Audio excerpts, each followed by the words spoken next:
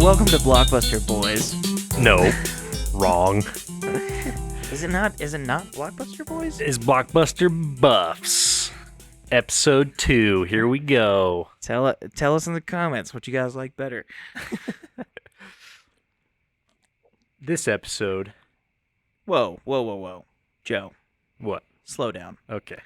Slow down. Slow your roll. What season are we in?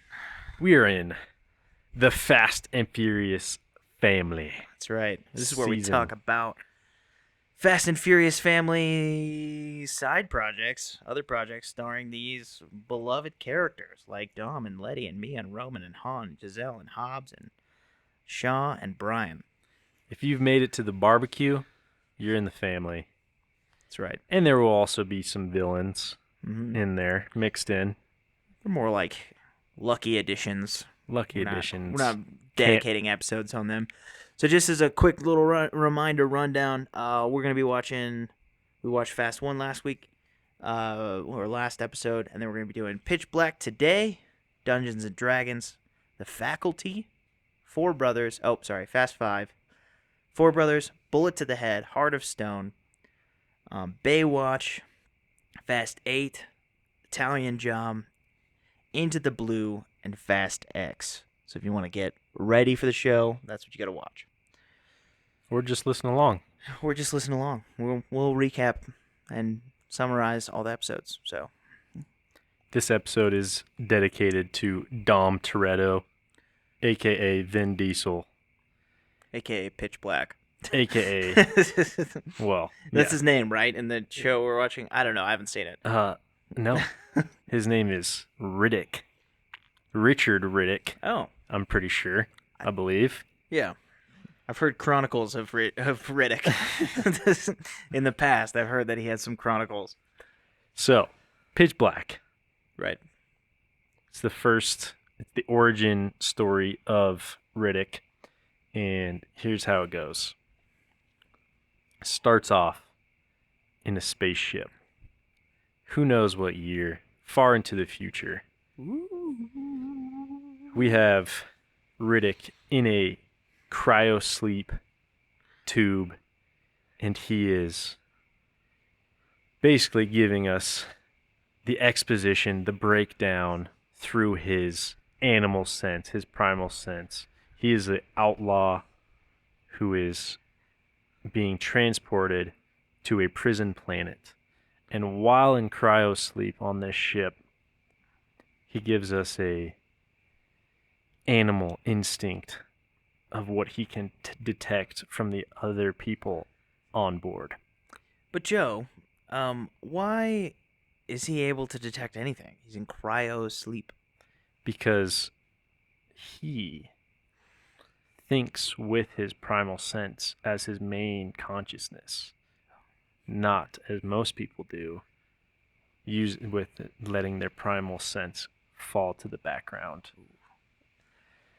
So they're on this spaceship, traveling. Everyone else is in cryosleep, including the pilots. They're just on autopilot, going through space. But they come into a asteroid field, and while in this asteroid field, some meteors bust through the spaceship and destroy the oxygen levels, the lock, whatever. They break all that, and the two pilots start falling out of cryosleep. So the spaceship starts going down. The pilots start trying to save the ship. They start falling into a alien planet, totally off course. And as they're falling through space, the lady pilot, what's her name, Matt?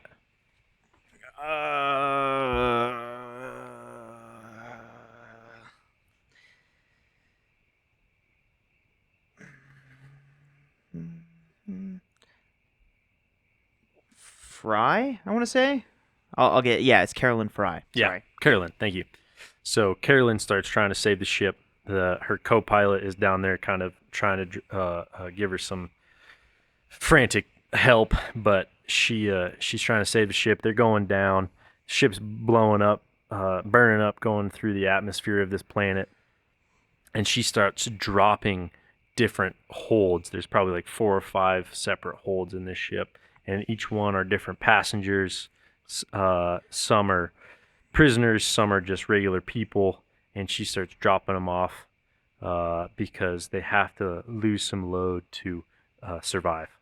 So they're falling through. They crash land on this alien planet, and by the time they get there, they've lost all but the last hold and the main part of the ship. This is a big moment. I wanted to mention that I thought was kind of interesting. It's like the start of Carolyn Fry's character, which is that she intends to drop all the passengers and kill them all. True. And they are saved by The co-pilot. Greg Owens, or he's played by Simon Berg, and he opens the airlock so she can't drop it. It ends up that most of them die anyway, but it's a character thing for her where she's willing to sacrifice a bunch of people to save herself. That's all I wanted to add. Yeah. So in so doing, he saves Riddick as well as Riddick's captor, Johns. Now, they crash land. Riddick tries to escape, but he and Johns get in a little fight. Johns holds him down, beats his ass, and gets him in cuffs.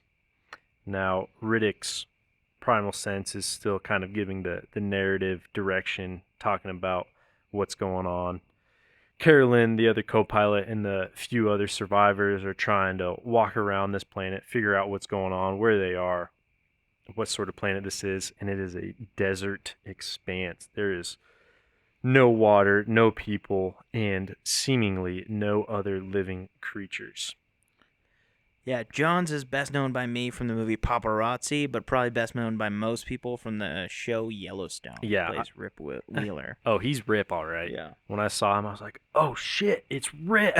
And guaranteed, he's one of those actors that, like, has just slipped through the slipstream of being, like, in this, in that, in this, in that, but never, like, rising to total celebrity status. So you're like, you'll rewatch old stuff and like just stuff through the years and realize he's in it, and never have realized until you recognize him as Rip. Yeah. So when I was watching, I was like, oh, this is Rip back in the day. One thing to note about Cole Hauser is that he looks medium in this movie, and same with like Paparazzi. And in like now, he gained a little weight and grew a beard and like kind of filled out muscular wise. Oh yeah. And he looks really good. Like he like not to be too shallow, but he like is he's like very good looking. But I've seen him in, Paparazzi in this movie about the same time, and I think he just looks kind of like weird. Yeah. Like he's in horse face and stuff. Like he's got like the long skinny face. He's like a redhead too. Yeah, it's just he's kind of a pretty standard looking white dude, but yeah, he's really blossomed though in his in his 40s and 50s. For sure. I didn't realize how old he was. I don't know how old he's he is. Kind of old. How at old is this he point. now? Like he's definitely like late 40s for sure. Yeah, because he's in Too Fast, Too Furious as well. Yes, he is, Yep. and he looks weird in that too. Yep. Anyway, sorry to get off track. they're on this desert planet. They're looking around, trying to figure out what's going on. Riddick's kind of being like, you don't know what to feel about him. He's being kind of shady. He might be a bad guy. He might be a good guy. He might be just a guy. So as the others are walking around, they discover this hole in the ground. And at one point, Riddick kind of escapes his binds, whatever, the chains. This is very important to me. He pops both of his shoulders out of his socket and raises them above his head to go through a slit in the pole he's like tied to. So that way his chains go through it. When it's like, dude, you could just like kind of shimmy up that. Like you're fit enough. You can climb. You can climb like this. He just popping out of socket. Both of them out. Yep. Because he's primal. So he escapes, and he's kind of he's still hanging out. Like he's not taken off by any means. And one of the other survivors is looking around, and he finds this hole in the ground. And he goes in, he starts looking in this hole. All of a sudden, he starts getting pulled in, chewed up. Blood's going everywhere. You don't know what's going on, what creature might be pulling him in. He gets dragged in. He's gone. He don't know what happened to him, but it can't be anything good. And they blame Riddick. They blame Riddick.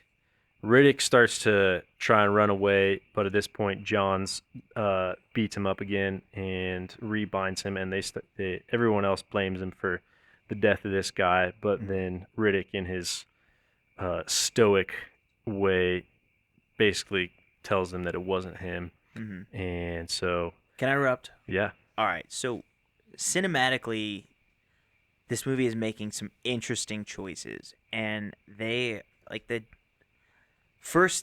color is weird. Well, do you know why the color is the way it is? I don't for sure. Okay. I love that you brought this up. So on this desert planet, they have 3 different suns. Okay. And each sun is emanating a different color. Okay. So the filter of the film, each filter changes from blue to orange based off of which sun is currently shining. So you're watching the movie through the filter of these different colors based on which sun is out at the time. So that's one of the main cinematic pieces, is just kind of the strange coloration of everything at different times. And as they come to find out, there is no nighttime. That's important plot-wise, but I want to bring one more cinema thing in, and that is Riddick runs around. Like, he's not trying to escape, because there's nowhere to escape to, as far as you can tell. I assume that's his reasoning. But he's just kind of, like, running around free, and the movie is playing it like... It's playing it like a farce. So, like, he'll be, there'll be 2 people having a conversation, he'll be like, just like right behind one of them. Yeah. And he's like, maybe I'll stab this girl in the sweet spot, or maybe I won't. And then there's one part where there's like this noises in the front of the ship, and this like guy walks up, and Zeke like shoots the guy, and it's one of the passengers who like basically survived the crash that they hadn't met yet. And so Zeke shoots him. Zeke's the guy who goes down in the hole in a minute too. But then the like camera zooms in, and Riddick is in a beach chair on top of one of the parts of the ship, drinking liquor that the nerdy guy who showed up, the like nerdy rich art collector, like brought with them. Yeah. And he's just like feet kicked up, chilling, and it was like it was funny, like, and Vin like plays it funny. Oh, and yeah. It's. So I don't mean to interrupt too much, but like that was when I realized like this is his movie. This is Vin Diesel's movie, and he is like loving it. And so on top of that is like that plays to the point that Riddick, it basically builds the persona of Riddick. So what's going on is like he could be anywhere at any time. He is a sleuthful, like just rogue sort of sneaky guy, and you never know where he is at any moment, and he could be right behind you at any time. And another important factor is that Riddick was in prison for a long time, and he was in the dark. He was in this totally black cell, and he was in the dark for so long that he had somebody surgically implant basically night vision in his eyes, so he's able to see in the dark. Shine job, as he calls it. Yeah, shine job. And so he has this glistening eye effect, which totally badass. It really is. And he it's very important to later on. So yeah, and his character, he has to wear sunglasses all the time. Right. He can't. He's blinded like by the light. Got to wear those solar eclipse glasses or whatever they are. So from here, basically they start looking around the planet. They find this sort of observatory area with there's some buildings. They seem to be pretty old. They start looking through them and everything. And Carolyn comes to find oh wait. Hold on. Got to go back a sec. Before they find this observatory, Carolyn actually tries to go in the hole where the other guy died, where he was dragged in. So they tie a rope around her, and she crawls through this hole. This was after the observatory. Was it after the observatory? Okay, yeah, so they perfect. found it, and then Okay. they go back. There's some people at the ship. There's some people who found the observatory. But yeah, so Zeke disappears, and then Carolyn goes in. Sorry, just a point of order. Hold on, but the observatory is important, so I'll actually go to that first. So at the observatory, other than finding a bunch of bones and just old stuff all over the place, Carolyn finds a little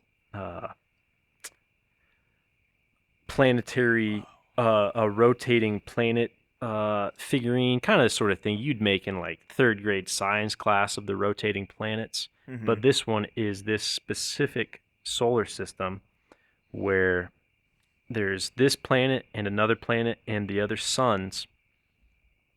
And as they rotate and rotate, just doing a normal thing. But at a certain point, they line up to where the planet they're on is in a total eclipse by the other planet from the three suns.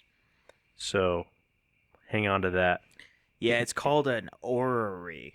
Orrery. Yeah, or we always called it a model of the solar system, but it's their solar system. But that whole mechanical thing is called an orrery. Orrery. Orrery. All right, so she finds this orrery. At a certain time, this planet will go into full eclipse. Now, from there, she goes back to this hole. She starts crawling in, trying to find the dead man's body. They've got her roped up. She crawls through. She comes into what seems to be a hive system. It opens up, and there's holes and tunnels all over the place. And she doesn't really know what to do. She doesn't know what's going on down here, what could have made these tunnels. She turns around a corner. She sees a foot. She looks a little further around, and the rest of the body is totally gone.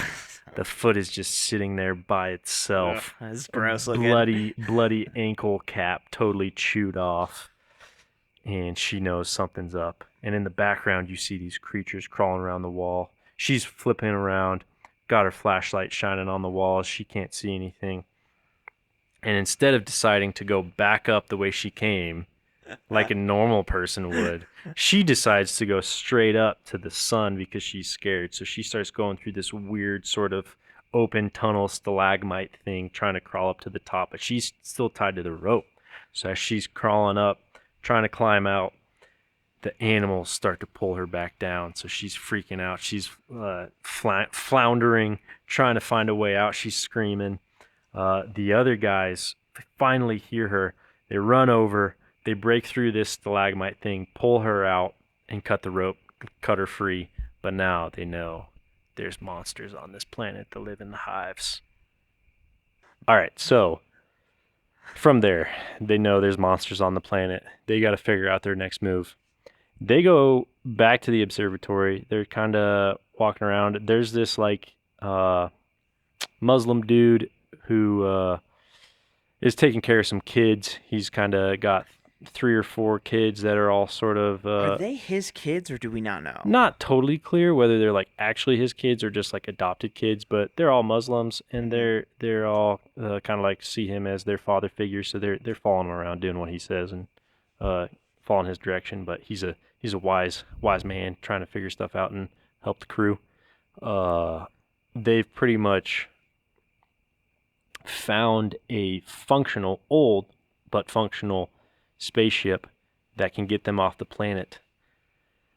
But they have to get it up and running, and in the meantime... Yeah, I think it just needs fuel cells. It needs fuel cells. Right. And they have fuel cells back at their crashed ship. So from there, what kind of happens at the next step? So this is the point. So they figured out that there's monsters. Riddick is cleared from his murder because she finds the foot. It's clear. All right, these things ate him. You know, some people aren't totally convinced, but basically they're convinced. They go back to the observatory. One of the Muslim boys gets eaten by a bunch of weird bat things, Oh yeah, and then they find the ship. They're like, we got to get some fuel cells for the ship, and so they take like a Humvee that's solar powered back to their main ship, and they see a ringed planet come over the horizon, and it's about to eclipse the sun, and that's where Carolyn remembers, as well as the kind of older Muslim man, who's played by Keith David. love that guy. Yeah, he's in some good stuff actually. Yeah, he's in The Thing, True Lies. He's in a lot. Yeah, he plays the president in Rick and Morty, one of those. Nice. Yeah. That checks out. But yeah, so he kind of has a deep voice, and he remembers he also saw the planet model, the orrery, and they are aware now, like, hey, these things don't go in the sun, and the sun's about to go down. As well as at this point, they have somewhat decided to trust Riddick enough to let him out of his chains and kind of operate as a helper to them to try and help them get these fuel cells. Oh yeah, Johns promises him freedom, but he's lying. For sure lying. And Riddick kind of knows it. And this whole time that's going on, you don't really know whether to trust Riddick at all. Yeah, you don't know if he's a good guy or a bad guy, other than he's the title character. So yeah. Still unclear, but you're very captivated. He's a complex character, and you're like intrigued by who he is and what he's capable of. So they get back to the spaceship to get the fuel cells at the same time as the solar eclipse begins. The solar eclipse starts happening. They're getting the fuel cells out. The liquor guy goes off to the other broken off part of the ship to try and get some of his liquor because he's freaking alcoholic. They've been drinking liquor all day. They don't have water. They just have hard liquor. So they've just been drinking liquor all day as their only water source after being in cryo sleep. And none of them are showing any signs of drunkenness. Or even being that dehydrated, you know? They'd be so dehydrated. Yeah, you would be hydrated by beer a little bit, but you wouldn't be hydrated by liquor. Yeah. Like it's better to not drink than to drink liquor in one of these situations. Idiots. So they get the fuel cells out, but the eclipse totally commences before they can get back onto the Humvee, and the Humvee is solar powered, so it stops working. Yeah, no battery. Now the creatures start coming out of their caves and out of the holes, and by the millions in the dark, Riddick can see them flying and running around. Now they have to decide, do they hole up and wait for the eclipse to end, or do they take the fuel cells and just try and make it through the dark back to the spaceship? Some of them, the cowards, want to stay. But then Riddick convinces them that this eclipse... Well, first there's attacks. Do you want to get into that? Go for it. All right, so the reason why they're concerned is, so right away when these things come out, it's all the bat flying things that come out. And they kill and attack. They attack and kill Sharon or Shaza, because she like runs, and Rick just plays it cool. He lays down, waits for him to pass, and then he makes his way back to their main ship. And then one of the Muslim boys gets killed by some creature. There's basically like two types of creatures. There's the bat fly ones, and then like the bigger, like four-legged running ones with huge, like armored faces. Yeah, so they hold up from them, and then just are like kind of trapped in a room, and some of them want to stay behind, And Riddick's like, whatever Joe says, Riddick's like.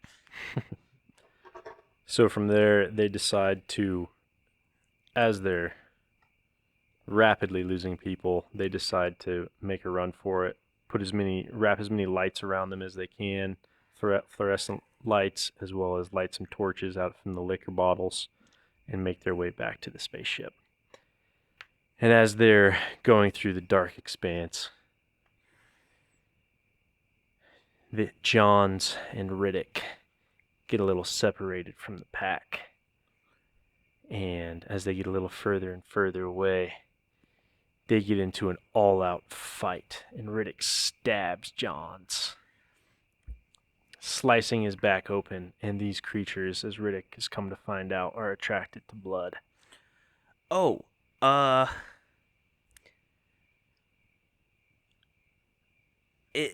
maybe we shouldn't even bother with it, but I did find it interesting. So, one of the girls that's on the ship is bald. She's got her head shaved. Well, you think she's a boy Right. at first. But then Riddick points out that he could smell that she's on her period.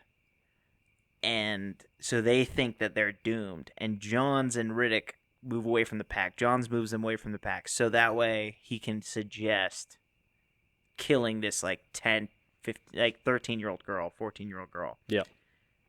And you don't know if Riddick is just like, I'm going to kill Johns, or if he's like, you're not going to kill this little girl. So you still don't know if he's a good guy or a bad guy, but it feels, to me, it felt like Riddick is not cool with, he has, again, kind of a Vin Diesel code. He's not cool with Johns killing a 14-year-old girl to, make them get through safer. Save himself, yeah. And he basically takes John's logic and uses it against him by making him the blood scent for the creatures, so the rest of them can get through. He kills Johns. Yeah. Kills Johns.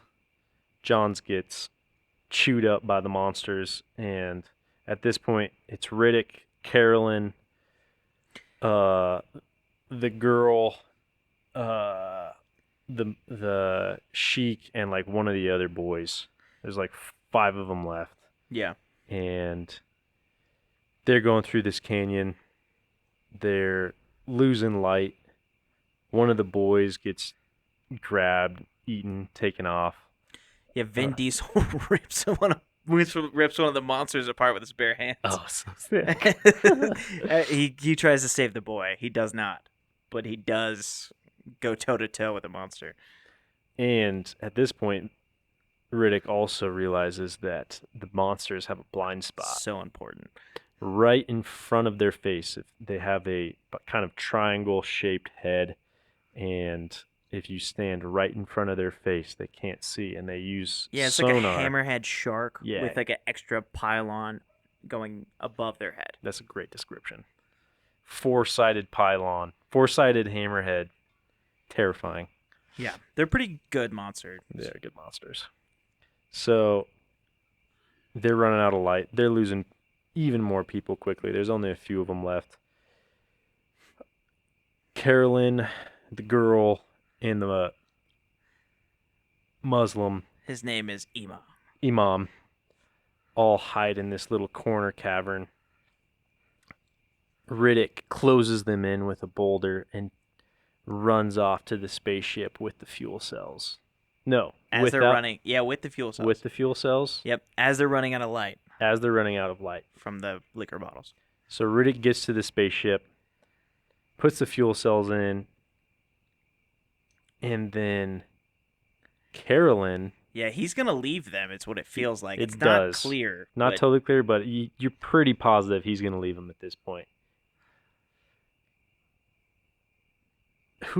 What happens from here? Okay, so Carolyn takes one of the... So what happens is they run out of light in the cave.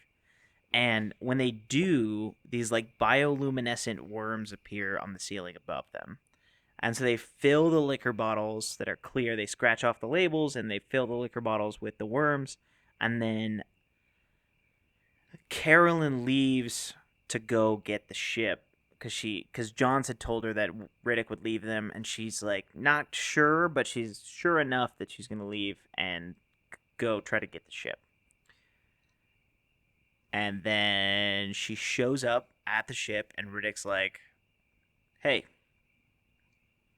just come with me. Like, we'll head out." And I think she tackles him. She kind of does, Yeah. but then he just like flips her on her back Oh, and then yeah. is like, instead of me coming with you, you come with me. Yeah, this is the redemption of Carolyn. Yes. So at this point, she is like urging him to come back to get the other two with him, and he's like, "Why do you want to do this so bad?"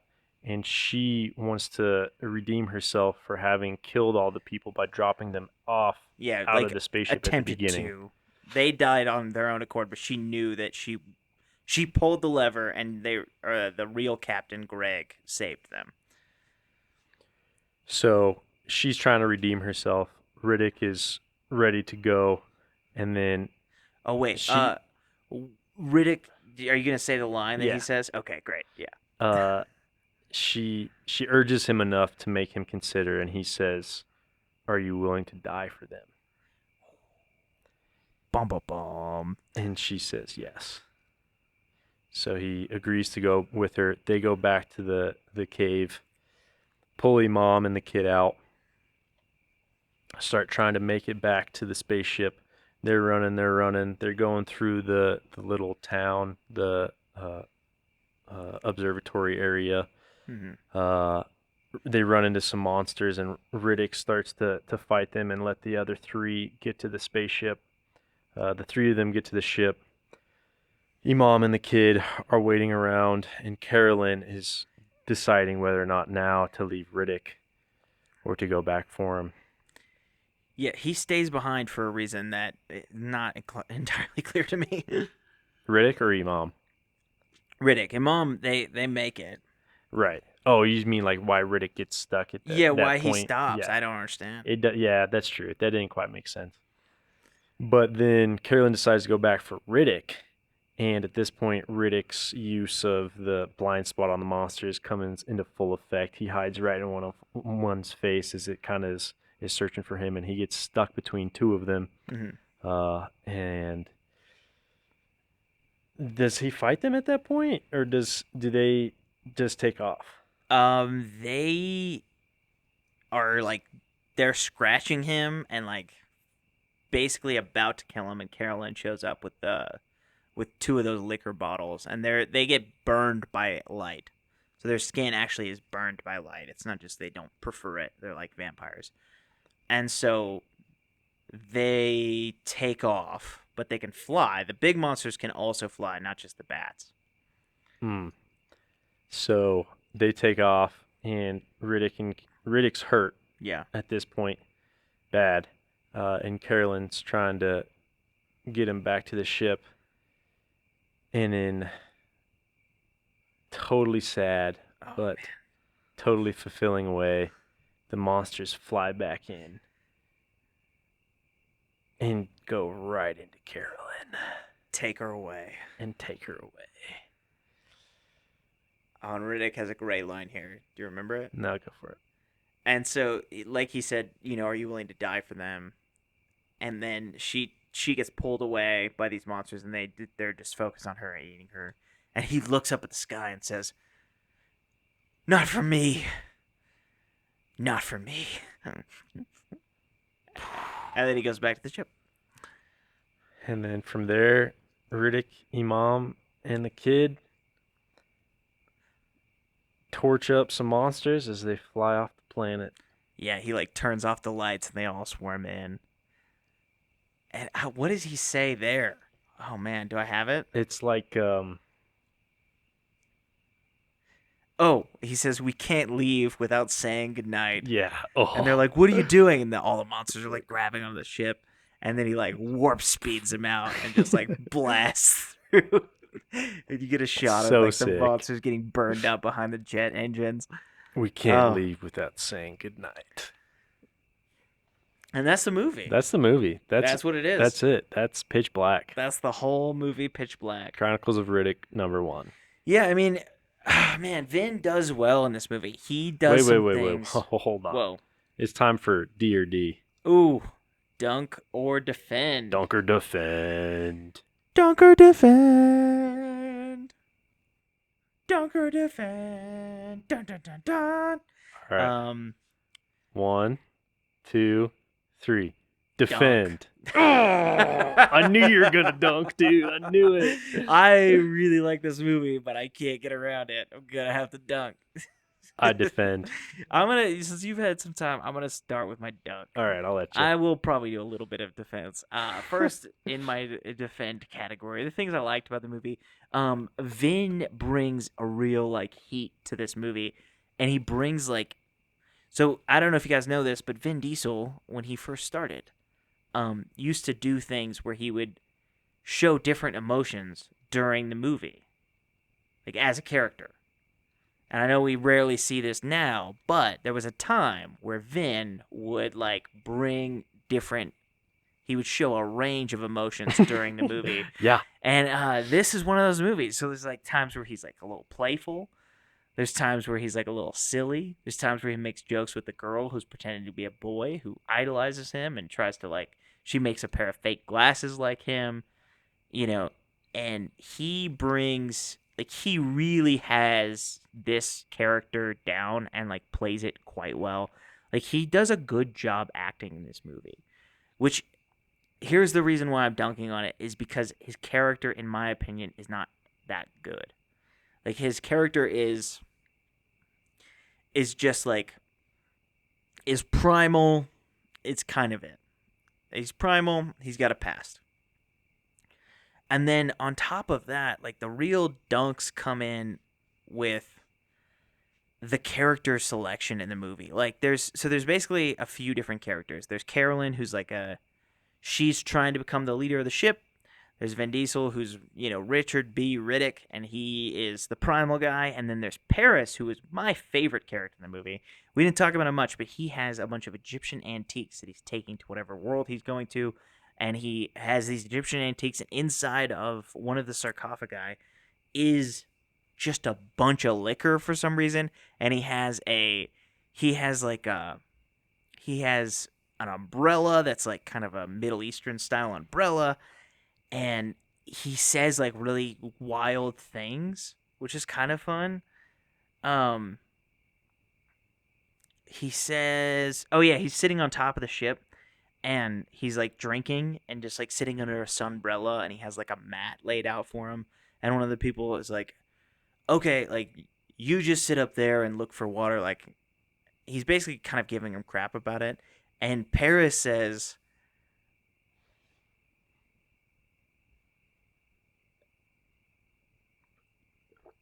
sorry, I want to get the exact quote. I have an idea. Oh, it's amazing how you can do without the necessities of life if you have some of the little luxuries.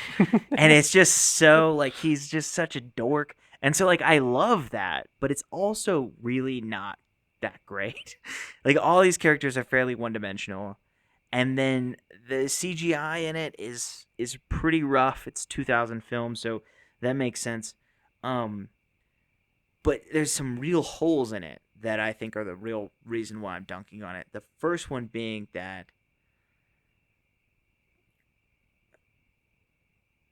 Carolyn doesn't figure out that the planet is going to have an eclipse. It's actually a mom who brings that up. And so they don't notice it, even though she's playing with the thing. She sees it, but doesn't register it, really. And so, like, that's kind of frustrating to me. And then on top of that, like, it's clear that these things care. Like, she should have realized it when one of the Muslim kids dies, because it's clear that they don't like light. And Johns even says, like, these things don't like light. And Riddick says these things don't like light. And even though she saw in the aurora, or the model of the planets, that there's going to be a total eclipse, like, she doesn't put it together until it's kind of too late. And then when they see the planet coming up, that's when she goes back to the model and, like, figures it out. And then also she leaves those people in the cave with the lights to go get more light. And then they come back with just she leaves with a bottle that's got the worms in it. They come back with just the one bottle with the worms in it. They could have come back with the ship with the lights on it, but they did not do that. And so for those reasons, like particularly the holes and then the kind of one-dimensional characters, I it didn't connect with me at the right time and in the right way, and I don't think that it holds up to even really Furious 1 like with its quality. But I will say I did love it. Like I loved watching this movie. I loved watching Vin. Like I texted Joe as I was watching. I'm like, this is the right choice for the show. Like Vin really shines here as, a part of the Fast and Furious family, maybe like the key, the linchpin, Dominic Toretto. This is one of the movies where he does a really good job. And I think for his performance, I give it, good marks, but ultimately I decided to dunk on it. Fair enough. I definitely, I get your points, especially the holes. There's some holes, some big ones. But some of the holes some of the things you might have seen as holes were things that I saw as a benefit because the movie trusts the viewer enough to not try and over-explain what's going on. That is nice. The only exposition you get is Riddick's narration at the very beginning.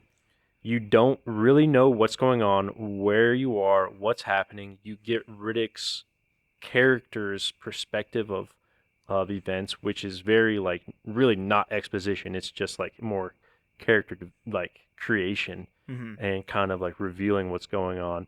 But what I love is when a movie trusts the viewer to just like be along for the ride rather than trying to over explain everything that's going on. So like yeah, you're kind of thrown into the middle of this totally weird random storyline, this world that you don't know what's going on, so you just gotta figure it out along with everyone else. Like you are expected to just be along for the ride and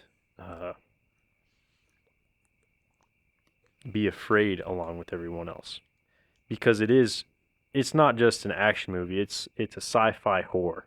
It's along the lines of sci-fi horror. They do a very good. That's another thing they do very well is how they film the kind of the jump scares and a lot of like the horror elements. They do a good job of the sci-fi horror mashup. And yes, the characters are I feel like other than Riddick and Carolyn and even John's, they're all one-dimensional. Right.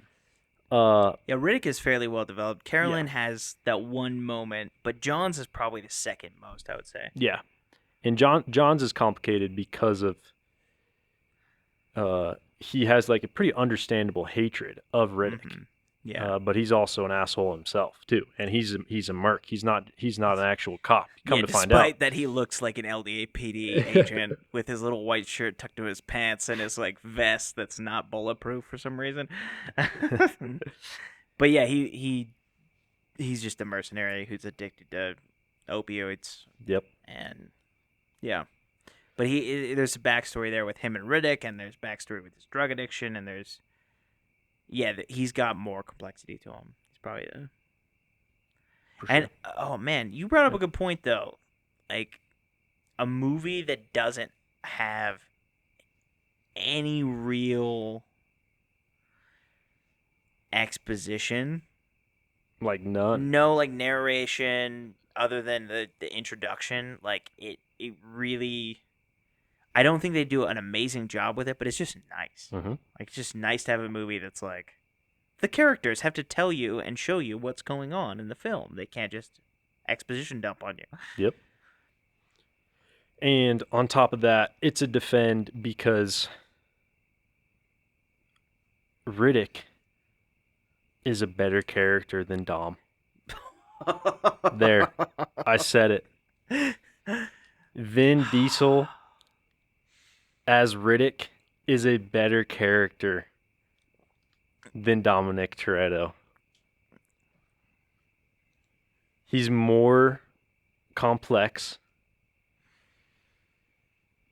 There's more going on with him. There's more. You're more torn between how you feel about him, whether you feel he's a good guy, a bad guy. At times during the movie, you're like, "Oh, I love him. He's such a he's a total hero," and like I'm totally on his side. And then at other times, like, I hate this guy. Like, he's totally just a selfish Mm-hmm. jerk. He's leaving him in the dust. Like, I don't trust him at all. I hate him. So like going from the extremes of love and hate for the one character, I never really go through that with Dom. That's fair. Yeah, With you're just Dom, like, Dom is great, but I yeah, don't actually care about Dom. right, Like, I care more about Brian and some of the other Fast family, but I don't really care about Dom. right. Riddick is a better character than Dom. And Dom doesn't ever. I don't remember a time where Dom felt to me like he was in a bind that he couldn't get out of, or even like having to really make tough decisions. Mm-hmm. Like, I don't think there's really a moment that he has to actually make tough decisions. Maybe in Fast and Furious, the fourth one, but he has a little bit of that, but it's still not a lot. It's mostly just like he's motivated by revenge, and he's gonna get it. But yeah, I don't like Riddick half as much as I like Dom, but I think you're technically correct. Yeah. And then even in the sequels, you see like he has a lot of challenges to overcome, and they don't really give Dom anything to overcome. Dom's always the team has stuff, but Dom very rarely has to make tough choices. Yeah, Fast 8 he does. I'll get. I'm gonna disagree, but I respect that position. The And only points where Dom really has anything that like is complex in him is Fate of the Furious, and that was totally manufactured by someone else. It's not actually like his character shining through as much as it's just like the things we already know about him are being manipulated by someone. So you're right. I see what you're saying. like even then, Riddick is more of a for being so not human. He's more human because he actually has to like overcome these problems and Mm-hmm. isn't just like given an easy out. Yeah. He gets beat up by Johns like what, twice? At least. Yeah. He like it's And it's kind of suckered, but yeah. yeah. And I don't know. He has real challenges to overcome. He has real complexity with how he treats other people and how he actually like views himself. Mm-hmm. So Joe defended, I dunked, but we both actually really liked the movie. Um, and unfortunately, Joe has brought up the point that Riddick is a better character than Dominic Toretto, which is, I kind of agree, but I'm skeptical. Do we have any other like things to bring up that we loved about the movie or didn't like about the movie? I think as far as general enjoyment goes, Fast One still takes the cake over Well, Riddick. yeah, but But it's a rigged game a little bit. it is a little rigged. But the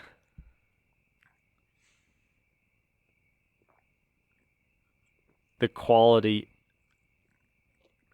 man, It's just the the character. the character of Riddick is dope, but the rest of the characters aren't Right. really. Carolyn's cool. She's a cool character. John's is cool. He's a Yeah. good character. Everyone else is absolute just filler. Yeah. Total caricatures. Very campy. Super cheesy. Like it's like they took the ideas of like the most stereotypical type of people Right. in modern day and threw them into 1,000 years from now into the future and like kind of like things wouldn't have changed. You've got the Australian chick Yeah. The and art snob dilettante Paris. historian dude, the Muslim wise man, On and pilgrimage. on pilgrimage, the the merc, Yeah, the captain, the rogue. right.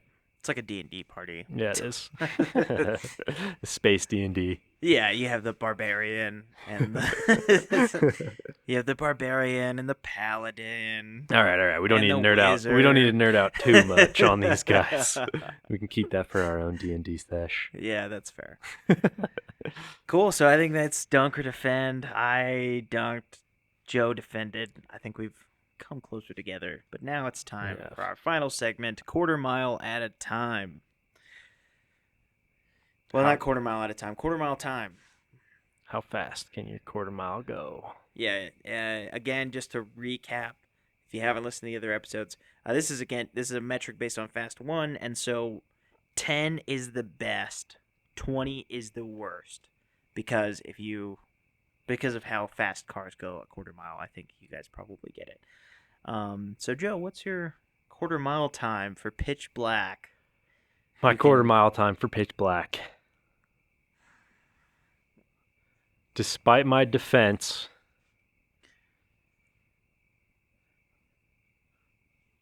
I would probably give it a 15. Oh man. Yeah, that's what I give it to. Yeah. Yeah, I was gonna say 15 as well. Like my love for it is closer to like a 12 or an 8 for those people thinking 1 to 10. But yeah, closer to a 12. But as far as there's just so many things in it that I had a hard time with that I brought it down quite a bit. But Yeah, I mean, I love the character of Riddick, and I love kind of the world that they exist in, and the lack of trying to be something it's not. But yeah, there's just too much wrong with it. Character's too one-dimensional for the most part. It's not as like just straight up blockbuster popcorny fun that had me totally sucked in all the time. So yeah, I'd give it a 15. So lastly, I think we did this in Dunk or Defend last time, but I'm fine with it being a separate segment. Did it do what it was trying to do? Right. I think it did. I think it did do what it was trying to do, and my defense for that is because it didn't over-explain things to us. Okay. If it had tried to like more over-explain, then I think it would have been trying too hard. But I think it was trying to be a sci-fi horror, cool character action movie, and it succeeded. Yeah, I think the reason why I dunked on it, and this is why maybe this segment should be in that, this like final analysis of that. I don't think it did it that well. I think it like had some of the parts of what it was trying to do. I think Riddick succeeds at what it's trying to do. But I think ultimately it doesn't do enough horror, and it doesn't do enough action to be actiony or to be horrifying. And then it doesn't have enough character beyond Riddick to be like a thriller. And so it just doesn't quite fit into any category. And again, I do actually really like this movie, but I think if I were to give it a rating on how well it accomplished its goal, I mean, I would probably give it like a 6 out of 10. Maybe less. No, I'd probably give it like a 4 out of 10. How much it accomplished its goal. Like, I think it was trying to be Alien, but also something else. Like, I don't even know what it just didn't hit for me in the same way. Like, I think it was trying to be serious, and I think it became kind of like campy joke. But maybe it was trying to be campy. I'm not sure. If you can't tell, it's a problem. Kind of dour note to end the show, to be honest with you. Yeah, I mean, what's good about it? Riddick is fun, and that show, like the monsters are pretty cool. I wish they had better CGI.